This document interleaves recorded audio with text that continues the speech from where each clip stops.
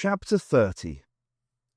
The next morning, Kaido, more out of love for Onya and respect for the doctor than a true apprehension of the situation, agreed to the use of the bats as troop carriers. Unfortunately, since they only had 68 fully grown animals, and since the maximum practical load would be 4 apiece, the Kimonian rider plus 3, the attack force would have to be scaled down to some 200 troops. Luckily, Habenrance was an example of that rarity among leaders, one willing to relinquish his position to a better qualified candidate. In the discussions that followed, it soon became apparent that the brigadier's professional expertise far outweighed the amateur tactics of an electronics engineer. Jeremy had been detailed off to run the brigadier's messages, much to his disgust. "Poor old Jeremy," he'd overheard Sarah saying, "one of life's dog's bodies." He came back from the bat stables with their rows of hanging giants after a futile attempt to liaise with the bat handlers, to find the brigadier with Habenrance poring over a map of Paracon City, putting the final touches to the revised plan. "And by the time I and Mr. Unger have secured our position at the security HQ, he was saying, your squadron should have effective control of the ER transmission station. Who will you have as your 2IC? His what? Thought Jeremy, as bemused as always. He was fed up with not knowing what people were talking about. But satisfactorily, Rance was just as foxed. Your second in command, I beg your pardon, Mr. Rance. I'll take Medan. He's a good man in a fight. Well, the important thing to get across to him is that when you join me for the final takeover at the stadium, he must keep the transmissions of the games going. Eh? What did the silly old games matter? Why? Said Jeremy.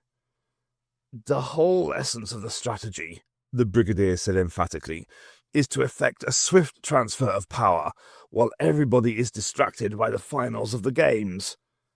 He became aware that he was talking to Jeremy. What are you doing here? You're supposed to be liaising with... They won't take any notice of me. The job of a staff officer's aide is to take the weight of detail off his principal's shoulders. Jeremy was righteously indignant. But I'm not a staff officer's whatnot. And I'm not a dog's body either. I'm an investigative journalist like Sarah. That was telling him. Ah, yes, of course, said the brigadier. Well, go and investigate the kitchens. There's a good fellow. See if you can rustle up a cup of that disgusting coffee stuff that tastes like roasted turnips. He turned back to Rance. Jeremy sloped off. Sarah was right, he thought. Everybody's dog's body was what he was. It could hardly be said that Sarah was feeling better. The dead feeling persisted as the ground of her being, but the necessity for concentration on the plans for the coup, and the thought that she was doing what Waldo would have wanted, kept her on course. She was flying back to Paracon with Onya and the doctor. Onya had 2 purposes. Firstly, to alert the crypto dissidents in the city of the approaching coup d'etat, and secondly, to see the president. The hope that a coup would succeed was based on the premise that the Paraconians were so conditioned to obedience that they would obey anybody who was clearly in charge, especially if they had the backing of the president. But surely he won't join a plot against his own son, Sarah had said when she was first told of the plan. He's a good man, the doctor had said, and an idealist. He really thinks that he's set up the best of all possible worlds for his people, and the people of the other planets in the Federation. If he can be made to see what's really going on. That's why we're going in ahead, said Onya, to show him proof of the evils that are being committed in his name. It was when she heard of the doctor's own intention that Sarah had said that she would come too. As an acknowledged leader and de facto tyrant, Freeth, and his creature Tragan would always be in the best position to foil the attempted rising. The Doctor meant to find them in order to provide a distraction while the takeover was in progress. At first, he would not hear of Sarah's proposal. "There's no point in our both putting our heads in the noose." Cliché, she thought, despite herself. So she answered with another one. "Two heads are better than one," she said. "You must admit I've been a help to you in the past." In the end, at her insistence, he acquiesced. "I should be glad of your company," he said courteously, when she had rebutted every objection he could think up. As they approached the tall buildings on the outskirts of the city, the Doctor said to Anya, "Before we part company, is it possible you could get us into one of the Paragon Corporation buildings?" "Which one?" said Anya. "Apart from Paragon House, they have buildings all over the city." "I want to find out about the Rapine setup on other planets," replied the Doctor. "You need the Corporation data store," she said. "I held on to my Catchin Glessy pass, so we shouldn't have any trouble getting in. But what are you trying to find out?" The Doctor's face was grave. "There's something missing in the Rapine story. It's been nagging me from the start. And if what I suspect is true, then I'm quite sure you'll have no trouble at all in getting the President on our side." "Why?" said Sarah. "What do you suspect?" "Something more horrible than anything we've found out so far," he said. In spite of the fact that the ER recordings, which the Doctor had come to consult, were contained on small discs the size of a saucer, the data store was, as Sarah exclaimed, the size of St. Pancras Station. The hall was divided into different levels and galleries, and in the innumerable cubicles sat a scattered bunch of researchers lost in their own ER worlds. They had had no trouble getting in, apart from the moment Sarah's heart gave a jolt when the little old man at reception punched up the name Catchin Glessy on his screen. It transpired, however, that he was merely looking for a reservation, a booking of the facilities needed. But even though he couldn't find one, he still let them in. The Doctor was soon immersed in his research. "I must say," he said, "these ER reports are remarkable. I'm there, really there. Or rather, that's how it seems."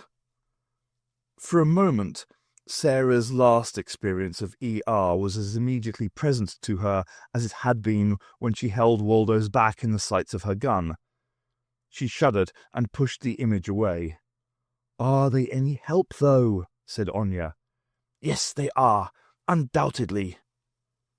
The Doctor went on to explain that the Federation planets, the colonies, or whatever one wanted to call them, formed a chain, a string of worlds exporting rapine and importing goods, flourishing just as Freese had promised.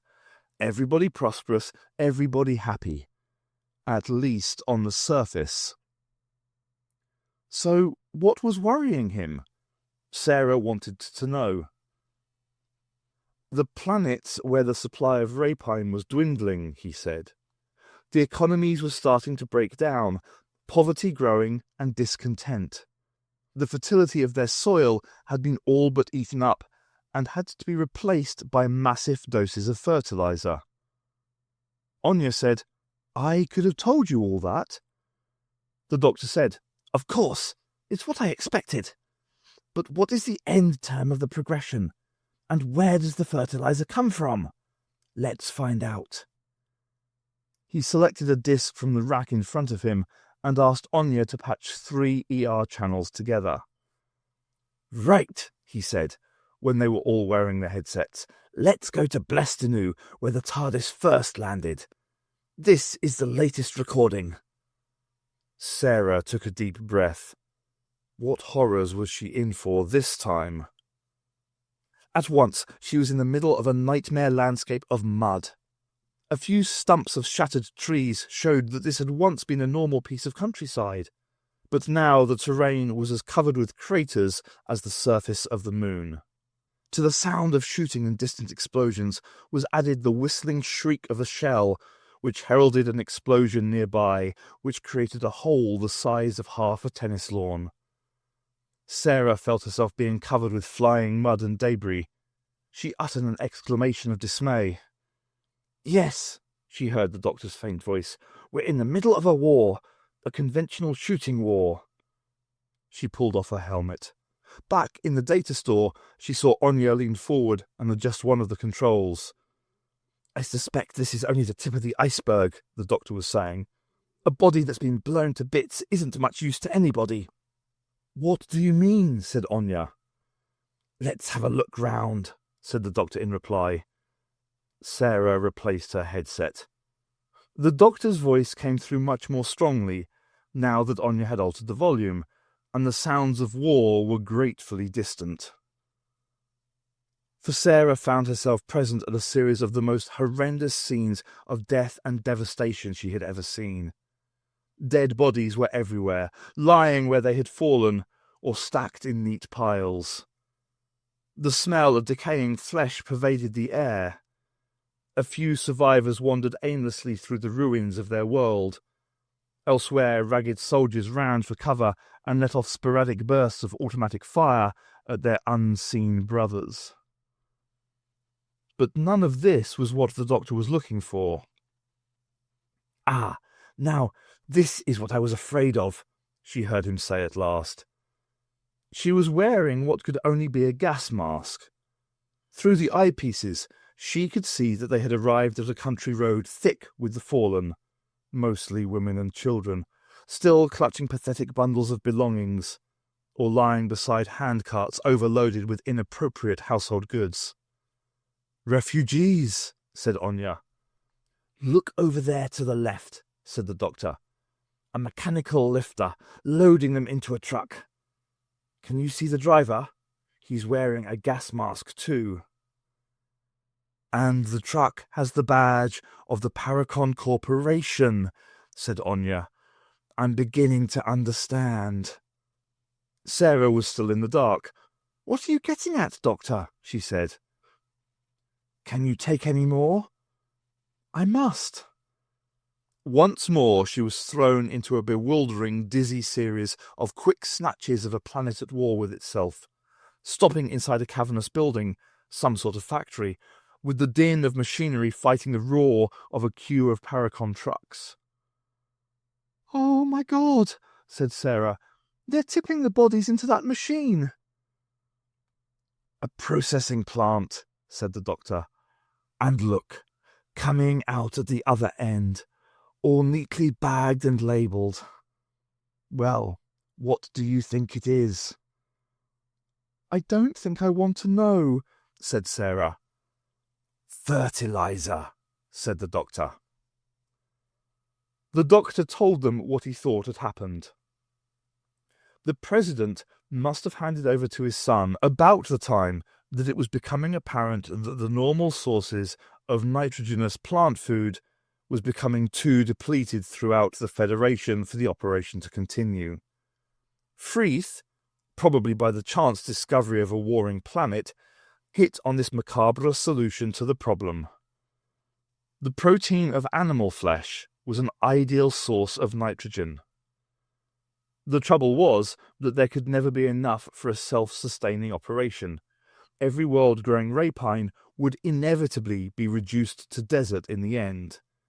Hence the constant search for new worlds to supply the greed of Paracon. "You were right, Doctor," said Anya. "When the president finds out that this nightmare is how his dream has ended. Give me that disc. I must go to him at once." She hurried away as the doctor tidily replaced all the other discs which he had been using earlier. "But why do they keep a record of it all?" said Sarah. "It's evidence against them." "Why did President Nixon keep the Watergate tapes? Why did the Nazis keep neat registers of the horrors that they perpetrated? They think that they're all-powerful, invulnerable." As he spoke, a distorted and muffled voice sounded from somewhere below the doctor's waist. Trap one, this is Greyhound. Do you read me? Over." "Oh, for Pete's sake," said the doctor, his hand diving into his pocket and producing what appeared to be a small button with a hole in the middle. Glancing round at the oblivious researchers sitting nearby, he spoke softly into it. "Hello, Brigadier. Yes, I can hear you. Over." "Chap 1, Greyhound, all in order. Over." The Brigadier's voice sounded tinny and thin, like one of Mickey Mouse's chipmunk friends. "As far as we can tell, yes. Everything is in order and quite probably tickety-boo. Over." "Chap 1, Greyhound, approaching perimeter. Dashed windy up here. Maintaining radio silence. Out." The doctor put the receiver back in his pocket. "He does so love playing soldiers," he said. "That's not fair," thought Sarah. "He's not exactly playing at the moment, is he?" she said. The doctor gave her a startled look. True. Sorry, Lethbridge Stewart. Right then, we'd better join in. Action Station Sarah Jane Smith. Now, the object of the exercise is to find out where friend Freeth is lurking." But he was saved the trouble of searching, for, as he spoke, a voice like the voice of God boomed through the hall. "Stay where you are. Put your hands in the air. You are surrounded." Sarah's hands shot up. All over the data store, figures rose to their feet, hands in the air. The only exception was the doctor, who turned casually towards the main door, where a figure stood flanked by 2 security men. "Good afternoon, Mr. Tragan," he called out. "The very man. I wonder if you could help us. We're looking for Chairman Freeth. Have you any idea where he might be?"